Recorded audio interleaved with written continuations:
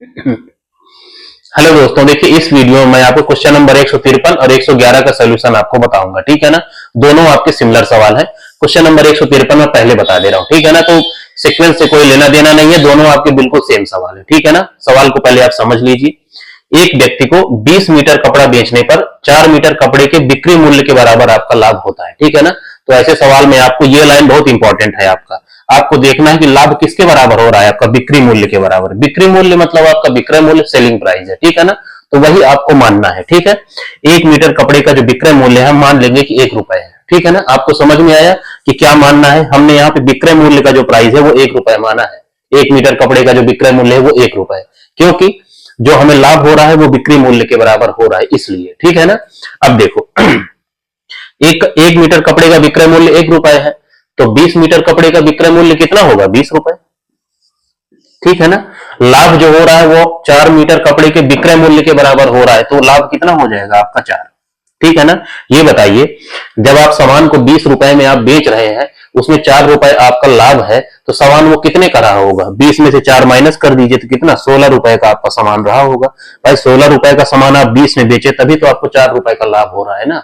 तो आपको लाभ प्रतिशत बताना है। ठीक है ना, तो लाभ प्रतिशत में क्या होता है, प्रॉफिट परसेंटेज में, लाभ प्रतिशत में ऊपर हम लोग लिखते हैं लाभ मतलब 4, और नीचे हम लोग लिखते हैं क्रय मूल्य, क्या है आपका 16, और गुणे में आपका 100।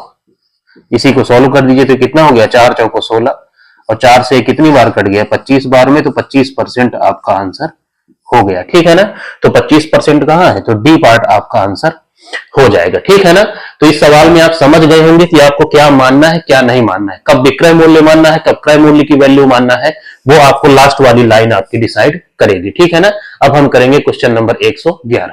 हेलो दोस्तों, देखिए क्वेश्चन नंबर जो 111 है बिल्कुल आपका सिमिलर सवाल है। इस सवाल को पहले मैं आपको पढ़ के समझा देता हूं। ठीक है ना, देखो एक वस्तु को 30 वस्तुएं बेचने पर 8 वस्तुओं के विक्रय मूल्य के बराबर लाभ हो रहा है। ठीक है ना, लास्ट लाइन आप देखिए, लाभ किसके बराबर हो रहा है, आपका विक्रय मूल्य के बराबर। ठीक है ना, तो हम क्या मानेंगे कि एक वस्तु का विक्रय मूल्य जो है आपका 1 रुपया है। ठीक है ना, तो 30 वस्तुओं का विक्रय मूल्य कितना हो जाएगा आपका, 30 रुपया। ठीक है ना, लाभ जो है आपका वो 8 वस्तुओं के विक्रय मूल्य के बराबर है, तो लाभ कितना हो गया, 8 रुपया। ठीक है ना, अब ये बताइए हम कोई सामान 30 रुपए का बेच रहे हैं, उसमें हमारा 8 रुपए प्रॉफिट है, तो सामान कितने का रहा होगा आपका, 22 रुपए का रहा होगा।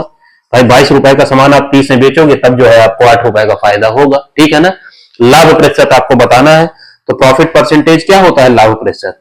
ऊपर हम लोग लिखते हैं प्रॉफिट लाभ 8, नीचे हम लोग हमेशा क्रय मूल्य लिखते हैं 22, और गुणे में आपका 100। इसी को सॉल्व कर देना है, तो ये 4 ये सॉरी ये कितना हो गया आपका, 2 चौको 8, और ये आपका 11 बार में, तो ये कितना हो गया आपका 400 बटे में 11। ठीक है ना, इसको सॉल्व करिए तो कितना होगा, 11 3 33 और 70, 11 छक्का 66, 36 सही 4 बटे में 11% जो है आपका आंसर होगा आपका। ठीक है ना, जो आपको लाभ हो रहा है वो 36 सही 4 बटे 11% का हो रहा है, तो ऑप्शन देख लीजिए आपका, तो सी पार्ट आपका आंसर हो जाएगा। ठीक है ना, तो ये दोनों आपके सिमिलर सवाल थे, इसलिए मैंने इनको एक जगह करा दिए हैं, तो जब आप इनको देखेंगे तो इससे रिलेटेड कोई भी सवाल आप एग्जाम में करके आएंगे। ठीक है, जय हिंद।